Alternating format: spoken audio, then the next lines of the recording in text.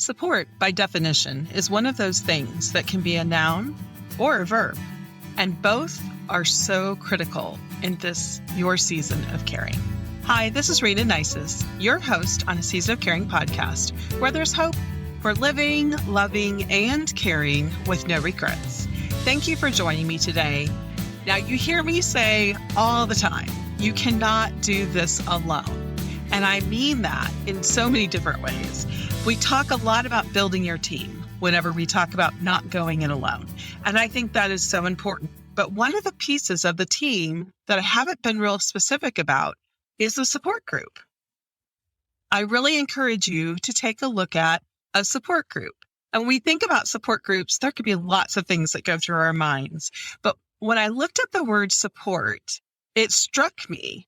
Support can be a verb. It can be something that you're offering to someone else. But support is also a noun.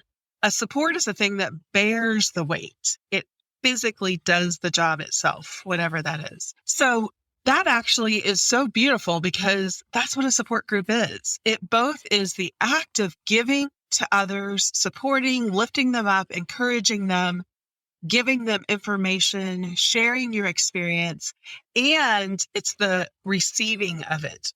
The process of being actually supported in this season of caring. Today, I'm going to share with you maybe some things that might be holding you back from finding a support group. I'm going to share some benefits of a support group and hopefully give you some resources to plug into a support group that fits you. So first, as I was thinking about this podcast, I thought about what is it that might be holding people back? Why won't you seek out a support group? There are so many reasons. I just came up with like 4. The first one I was thinking about was maybe you might feel like you won't have a choice, but you will be put on the spot. You will have to share your story. And for some people, that's extremely uncomfortable.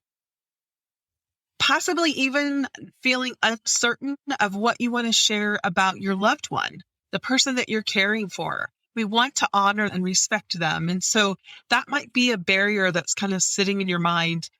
How can I share what's happening in our home with other people and do that in a way of honor and respect? All support groups should have a clearly stated expectation of confidentiality.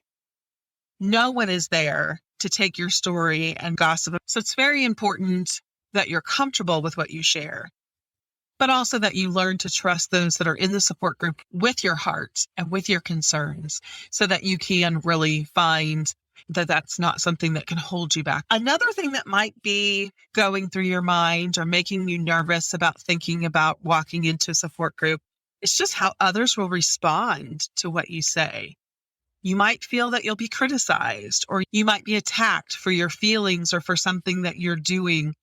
And I'd just like to assure you, the best thing about a support group is that everybody there is in the thick of it as well. And they are not going to pass judgment. Now, there might be some things that they might disagree with you, but all of the support groups that I've been a part of, it's not something that's done in a way that puts you down or makes you feel judged. Someone else just might share their experience that's different than yours. Feeling unsure of sharing your story or that you're going to be put on the spot or maybe being concerned about how it will be received. Those are 2 things that might be holding people back. Another one might be that you would feel depressed or that you would be sad by hearing other people's stories. And I can understand that. I have heard some people say it's hard for me to be a part of a group where I hear about what's happening or what's going to be coming for my loved one. I understand that. In fact, the support group that I facilitate online every week, we've recently had some deaths of the people that we're caring for in our group. And that's been very hard. I know that others in the group are now, it kind of brings that check in place of, oh my goodness, my loved one's going to die too. And sometimes we get so in the thick of caring for our loved ones that we forget that that's the reality. So you're going to have those moments. I don't know that they're bad. They're just reality. But the key is that with like all other burdens in life, Sharing the weight actually helps us to leave more encouraged and more uplifted. So if you find yourself in a group where that's not how you feel when you leave, don't go back. There are so many different choices out there. Find the one that is a good fit for you. The last barrier I wanted to throw out was just maybe not knowing what to expect when you go to a support group. There are many different types of support groups. When I'm talking support group, I'm talking peer-led support group. This is really just a group of people who are coming together who share something in common. It might just be caregiving in general. It might be the disease of the person that they're caring for, or it might be a faith or an interest.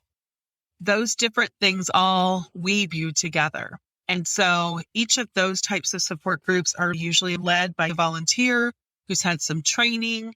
Some are going to be more equipped than others. And so again, that's part of where finding a good fit for you comes in. But there should definitely be clear rules, an agenda, and an outline of what's expected. Your facilitator should recognize you as being new. They will frequently speak to you and really welcome you into the group. That's a little trickier when you're leading an online group because that happens obviously in front of everyone else, but really making sure that you're feeling supported and welcome. The group will have specific structure. For example, the group that I lead online every week is a faith-based group.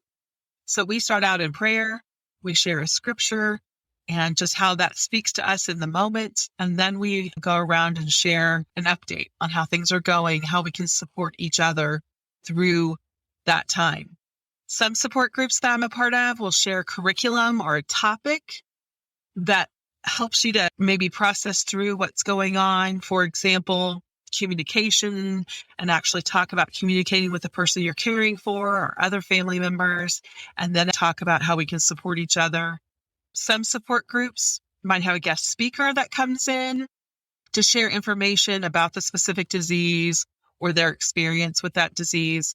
So each one is a little bit different. Again, finding out the structure, what's the goal of this group, and how does it go about functioning? You can ask those questions before you even visit. But I think helping you to know that there is a specific structure and what's typically shared and how it's facilitated makes a big difference.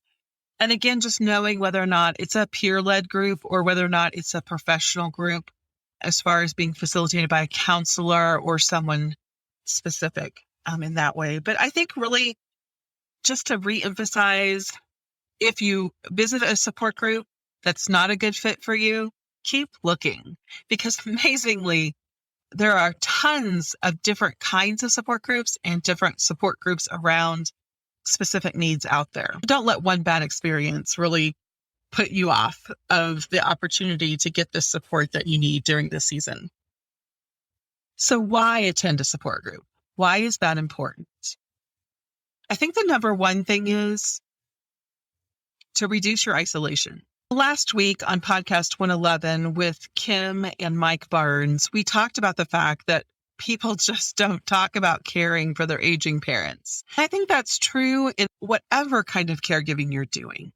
People are so uncomfortable. They don't want to bring something up that might be sad, or they don't want to make you worry more if you're actually getting a little time away from your loved one. So I think they just don't talk about it. So let's put ourselves in a room full of people who are all in this season, and we're all wanting to talk about it. We're all going through it, and we go there for the purpose of sharing. And so it allows us to be emotionally ready to have someone say, "How's mom?" even when the answer isn't good. I think that's one of the best reasons to be a part, to eliminate the isolation, to quiet all the things that might be going through your head that you never say to anyone, and to really find those that are journeying this same path with you. So important and so valuable to you and your self-care. We know research tells us it helps us to manage our stress. As I said at the beginning, support is having something holding you up. And when we offer our story, we offer our journey, we offer our struggles, It's like we're sharing it out amongst the group and we don't have to carry it all ourselves, but rather this whole group of people get up underneath that concern, that heavy burden, and they hold it with us. And putting yourself in a place to intentionally receive that helps to relieve the stress. It just does. They don't look at you and think she's crazy or why is that such a big deal? They know. They know the answer to why that's such a big deal because they're there too. Support groups also offer education, whether it be you're in a support group around a specific illness, like a diabetes support group or cancer support group. They know a lot of information about the illness that your loved one is facing. But even if you're in a general caregiver support group, there are others there that are carrying similar loads, that are farther down the path than you, and there's education that's available. Obviously, some of the nonprofits have some amazing support groups, and they have a lot of education to offer you. So when you're looking for a support group, think about what you're looking to get out of it, because education can be very empowering, and it definitely helps you to be able to get ideas and solutions from other people farther along in the journey than you are. I think another benefit of a support group is it really encourages you to be more balanced. And that might be funny to hear when you first hear it because you think, well, how does that work?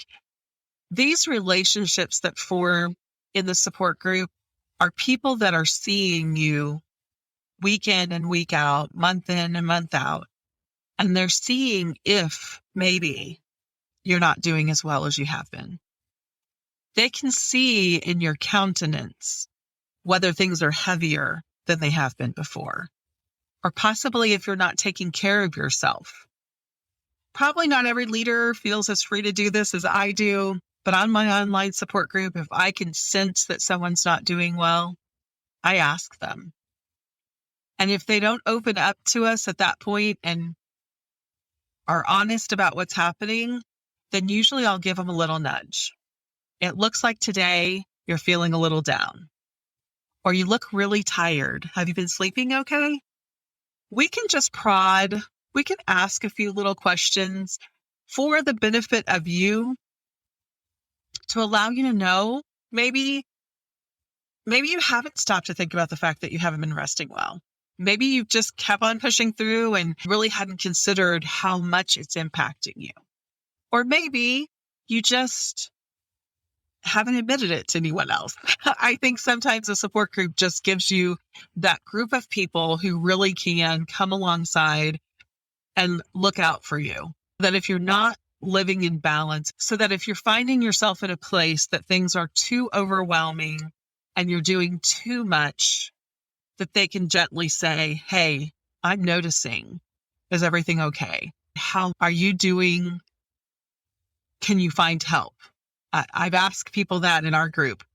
Do you think maybe it's time to start looking again to let someone in your home? Or do you think maybe it's time to ask that person to just hang out for a few hours with your loved one while you just get away or while you nap?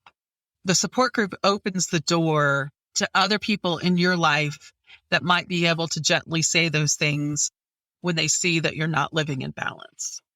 I think it also helps you to see other people and how they're balancing it.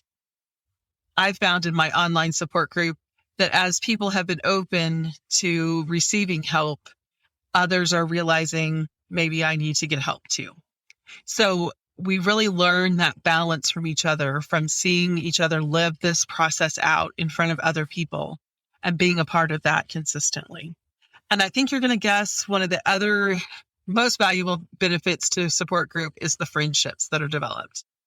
On an online support group, you might not even live, well, you probably won't even live in the same state as the other people in the group. In a face-to-face support group, it might be the person that you see at the grocery store, or it might be someone that you can actually pick up the phone and meet for coffee someday. So just allow the friendships to develop in the way that they naturally will by supporting each other. Don't underestimate the value of having that friend who really gets this season and being able to pick up the phone and have that conversation outside of the group if you develop that relationship. I encourage you to think about what a friend could do for you who really understands where you are. So we talked about maybe some of the barriers that might get in the way of trying a support group. We've talked about some of the benefits of attending a support group. And let's talk a little bit about different kinds of support groups. I've already mentioned that we can have peer-to-peer support groups, or they're called mutual support groups as well. There are association support groups, the Alzheimer's Association, the Parkinson's Association, the Cancer Society. There's all kinds of different associations which have support groups, and you can reach out to 211 to find a list of local support groups in your area. And that is definitely very valuable to be able to attend face-to-face support groups. Don't forget that there are online options available as well, and even Facebook groups. There's all different kinds. We talked in episode 111 with Kim and Mike Barnes, who started Parenting Your Aging Parents online group and how they're really functioning as a support group. But there are thousands of support groups available online in Facebook and other locations. Remember that when you jump in, if they're not your people, if it's not your environment, jump out. Don't allow one bad experience to be the one that makes you decide that it's not for you.